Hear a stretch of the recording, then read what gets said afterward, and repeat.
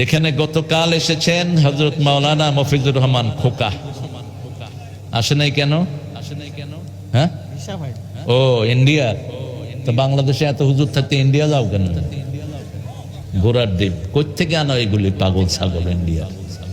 হ্যাঁ, ইন্ডিয়ার এগুলো ইন্ডিয়াতে ওয়াজ করতে পারো না, এখানে আসো কেন? ইন্ডিয়ার মুসলমানদের যে এত দুর্দশা, তোদের কি ভূমিকা? আমাদের কোন মুসলমানকে কেউ যদি নামাজের সময় লাথি মারে, ওর পা কেটে আমরা ঝুলিয়ে দিব রাস্তায়। ঠিক না ঠিক? আচ্ছা, গত ঈদেও বহু মসজিদে ঈদের নামাজ মুসলমানরা পড়তে পারে না। তোর মরণ ঘন্টা বাজতেছে। মুসলমানকে মেরে কোনদিন কেউ সুস্থ থাকে নাই। মুসলমানের গায়ে হাত দেওয়ার কারণে হাসিনার গোষ্ঠী সহ দেশ থেকে পলাতক হয়েছে। ঠিক না ঠিক? খবরদার, ভারতের ওয়াইজদেরকে বলবো, দেশের মানুষকে হেদায়েত কর, দেশের মানুষকে নসিহত কর। আমার কাছে অন্তত 500 দাওয়াত এসেছে ভারতের, আমি যাইনি। আমি সরি মাইট, আমি যাব না ভারতে। ভারতের জায়গা আমাদের জন্য উপযোগী নয়। আল্লামা সাইদি রাহমাহুল্লাহ আমাকে বলেছেন, তারেক তুমি কখনো ভারত যাবা না। আমি বললাম, চাচা কেন? বলছে, এরা উপরে দিয়ে যত মিষ্টি, ভিতরে আমাদের তত বড় দুশ্মন।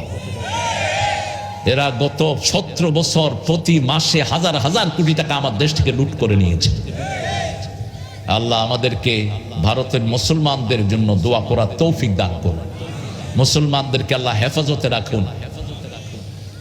মফিজুর রহমান আসার কথা ছিল, দাওয়াত নিয়ে আসতে পারা নাই। আল্লাহ তাকে ইসলামের জন্য কবুল করুন। গতকালকে আর এসেছিলেন ওমর আলী যুক্তিবাদী, সাতক্ষীরা কলারোয়ার না? ওমর আলী ভাই খুব ভালো আলোচক, ভালো আলেম। তো যুক্তিবাদী লাগায়েন না, যুক্তিবাদী নামটা সুন্দর না। মোহাম্মদ আরিজুল ইসলাম সভাপতি ছিল গতকাল। উপস্থাপনা আসাদুজ্জামান আসাদ। খুব রাগী, কিন্তু এ খুব বদমেজাজি। আসাদ নামের লোকেরা রাগী হয় খুব, আর শরীফ নামের লোকেরা খুব ভদ্র হয়। হ্যাঁ, মন তো ভালো হয়। প্রত্যেক আগুনের নিচে পানি থাকে। আগুনের নিচে কি থাকে? রাসূল বলছেন, তাহতা কুল্লা নারিন মা ওয়া কুল্লা নারিন বাহর। প্রত্যেক আগুনের নিচে পানি থাকে, আবার পানির নিচে আগুন থাকে। পানির নিচে কি থাকে?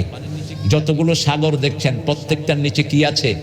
আগুন আছে। বলেছেন রাহমাতাল লিল আলামিন। এই জন্য সাগরের পানি একটু গরম থাকে। ঠিক না ঠিক? কে গরম করেছে এটাকে? কে করেছেন? আল্লাহ করেছেন। আজকে আমরা অনেক ধন্য, অনেকের আলোচনা আমরা শুনেছি।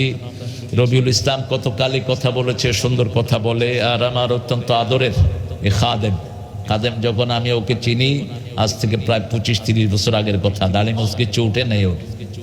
এখন ওর ছেলে হচ্ছে বড় হয়ে গেছে, দেখো অবস্থা। ছেলে মাশাআল্লাহ লম্বা চূড়া, সুন্দর কথা বলেছে ছেলেও। তবে বাদলিল কথা বলবা। রাসূল বলছেন, খায়রুল কালামে মা কাল্লা ওয়া দাল্লা ওয়া লা ইয়ামুল্লা। শ্রেষ্ঠ কথা হলো, কথা হবে কম, দলিল হবে বেশি, আর কাউকে আঘাত হবে না।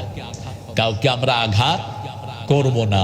আমরা প্রত্যেককেই কোরআনের দিকে ডাকবো। ঠিক না ঠিক?